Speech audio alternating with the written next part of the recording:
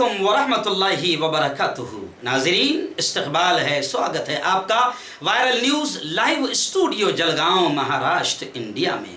میں آپ کا میزبان مفتی ہارون ندوی۔ آئیے ڈالتے ہیں دنیا کی 5 بڑی خاص اہم خبروں پر ایک نظر۔ ناظرین، 2 دن میں ایک انٹرنیشنل کانفرنس گجرات جو حضرت مولانا عبداللہ کاپود روی رحمۃ اللہ علیہ کی زندگی، حیات اور خدمات پر لی گئی تھی، وہاں تھا، لیکن پھر بھی آپ کی محبت، آپ کا پیار کہ ہم مجبور ہو گئے، میں نے وہاں سے بھی 2 دن آواز ہی کے ذریعے سے کم از کم آپ تک یہ خبریں پہنچاتا رہا۔ آج میں پھر اپنے اسٹوڈیو جلگاؤں میں حاضر ہوں۔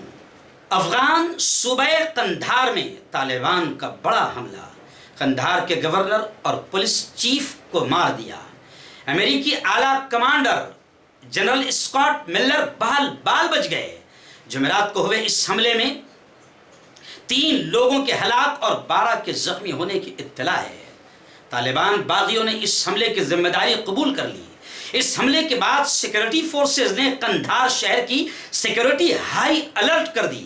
یہ تازہ حملہ اس وقت ہوا جب افغانستان میں 20 اکتوبر کو پارلیمانی الیکشن ہونے والے ہیں۔ طالبان نے اس الیکشن کے خلاف مہم چھیڑی ہے اور جنتا سے بھی کہا، عوام سے بھی کہا کہ اس الیکشن میں حصہ نہ لیں، بائیکاٹ کریں۔ ہم 20 اکتوبر کو ہر چھوٹی بڑی سڑک کو بند کرنے کی کوشش کریں گے۔ امریکی صدر ٹرمپ نے ایک ٹویٹ پیغام کے ذریعے وارننگ دی کہ امریکہ اور میکسیکو کی سرحد پر تارکین وطن مہاجرین کی آمد پر روک کو یقینی بنایا جائے، ورنہ سرحد پر امریکی فوج بھیج دی جائے گی۔ ٹرمپ کے مطابق ان مہاجرین آنے والوں میں متعدد افراد مجرمانہ سرگرمیوں میں ملوث ہیں۔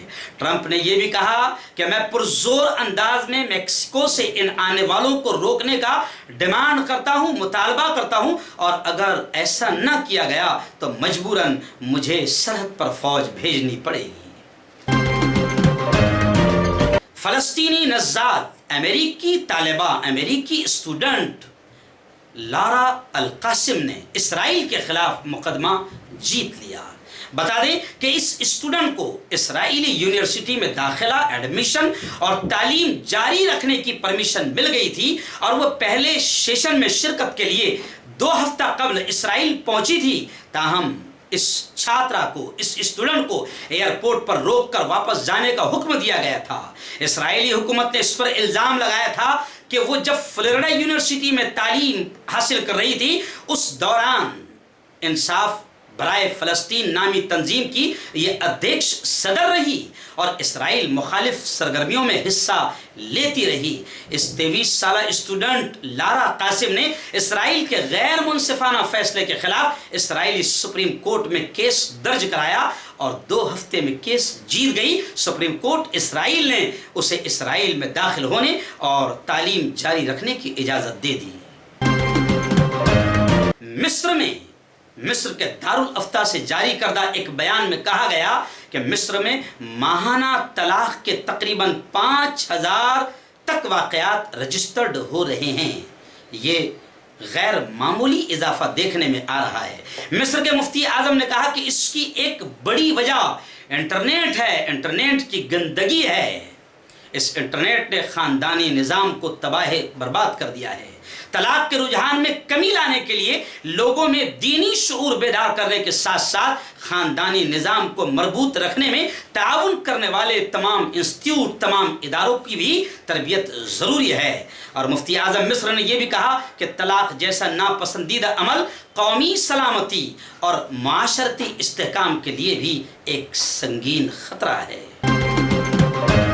سینئر جرنلسٹ صحافی جمال خشوگی کی گمشدگی میں سعودی عرب پر خطرناک دباؤ بنتا جا رہا ہے۔ 23 سے 25 اکتوبر 3 روزہ ریاض میں ہونے والی کانفرنس خطرے میں پڑ گئی۔ عالمی طاقتوں نے اس کانفرنس میں شرکت سے انکار کر دیا۔ پہلے عالمی مالیاتی فنڈز کی سربراہ نے شرکت سے انکار کیا تھا، اب برطانیہ، فرانس اور نیدرلینڈ کے سینئر وزراء نے بھی کانفرنس میں شرکت سے انکار کر دیا۔ سعودی عرب کے ولی عہد شہزادہ محمد بن سلمان کی جانب سے سعودی عرب کے ریاض میں سرمایہ کاری کو فروغ دینے کے لیے یہ کانفرنس منعقد کی جا رہی ہے، جو سعودی کی معاشی اصلاحات کی پالیسی کا ایک حصہ ہے۔ بتا دیں کہ امریکی سیکرٹری خزانہ نے بھی شرکت کرنے سے انکار کر دیا، جبکہ امریکی صدر ڈونالڈ ٹرمپ سعودی عرب کے ڈیفنس میں بیان دیے جا رہے ہیں۔ اب دیکھتے ہیں کہ ٹرمپ انکل تو راضی ہے، آگے کیا ہوتا ہے۔